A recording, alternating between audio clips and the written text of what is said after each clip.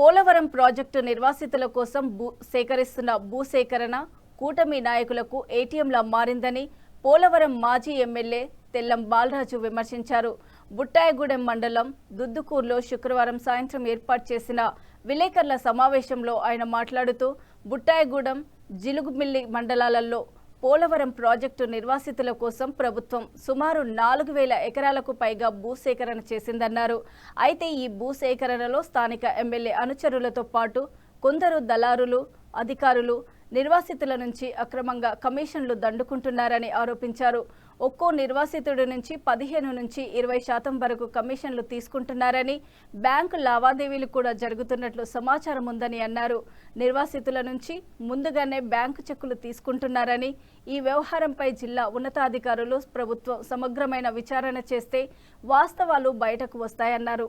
అలాగే భూసేకరణలో అక్రమాలు చోటు చేసుకుంటున్నట్లు పత్రికల్లో, మీడియాలో వస్తుంటే కనీసం deputy CM Pawan Kalyan, CM Chandrababu Naidu మాట్లాడకపోవడం బాధాకరమని అన్నారు.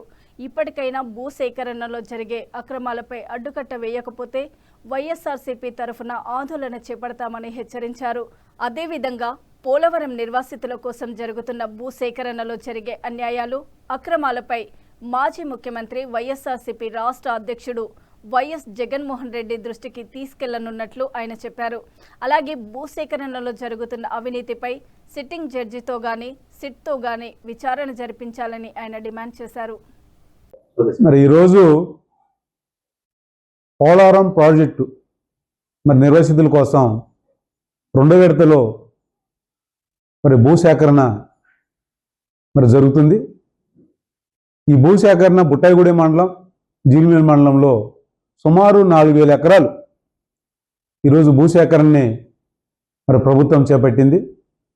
ఈ భూసేకరణ మరి స్థానిక ఎమ్మెల్యే అనుచరులకి, దళారులకి, అధికారులకి ఒక ఏటీఎంగా ఈరోజు ఉపయోగపడుతుంది. పెద్ద ఎత్తున ఈ భూసేకరణలో అవినీతి అక్రమాలు జరుగుతున్నాయి. ఈరోజు రైతుల దగ్గర నుంచి ఎకరానికి వచ్చి 15 నుంచి 20% ఈరోజు లంచాలు తీసుకుంటున్నారు. ఇంత పెద్ద ఎత్తున అవినీతి అక్రమాలు జరుగుతున్నా కానీ ఈ కూటమి ప్రభుత్వం ఈరోజు చోద్యం చూస్తుంది. స్థానిక ఎమ్మెల్యే అనుచరులు, దళారులు, అధికారులు కుమ్మక్కుతో ఈరోజు ఈ అవినీతి అక్రమాలు జరుగుతున్నాయి. కానీ ఈరోజు చంద్రబాబు నాయుడు కానీ, పవన్ కళ్యాణ్ కానీ ఎక్కడ కూడా నోరు మెదవడం లేదు, ఎక్కడ కూడా స్పందించడం లేదు. ఇంత పెద్ద ఎత్తున జరుగుతున్నా కానీ నిమ్ముకు నీరెత్తినట్టు ఈరోజు ప్రభుత్వం ఉంది. ఇంత అవినీతి ఎప్పుడు కూడా మరి జరగలేదు. అలాంటిది ఈరోజు కూటమి ప్రభుత్వంలోనే ఆనాడు మొదటి విడతలో కూడా ఇదే విధంగా భూసేకరణలో ఈరోజు లక్షలాది కోట్లాది రూపాయల చేతులు మారినాయి.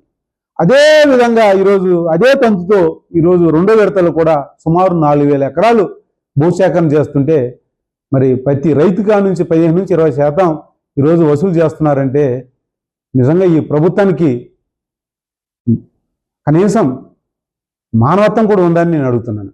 ఎందుకంటే ఈరోజు స్థానిక ఎమ్మెల్యే యొక్క అరాచకాలు కానీ, అవినీతి కానీ ఈరోజు పిచ్చిమిరిపోయింది. ఆయన్ని ఈరోజు కంట్రోల్ చేయని పరిస్థితులు ఈరోజు ఈ కూటమి ప్రభుత్వం ఉంది. చంద్రబాబు నాయుడు ఉన్నాడు, పవన్ కళ్యాణ్ గారు కూడా ఉన్నారు. ఇప్పటికైనా కానీ దీని మీద విచారణ జరపాలి. ఈ యొక్క భూసేకరణ జరుగుతున్న అవినీతి అక్రమాలపైన సిట్టింగ్ జడ్జితోనే కానీ, లేకపోతే సిట్ ద్వారా అయినా కానీ మరి విచారణ చేపించి నిజాలు నిగ్గు తేల్చాలి. ఎవరైతే బాధితులు ఉన్నారో ఈ అక్రమాలకు పాల్పడుతున్న బాధితులు అందరి మీద చర్య తీసుకోవాలి.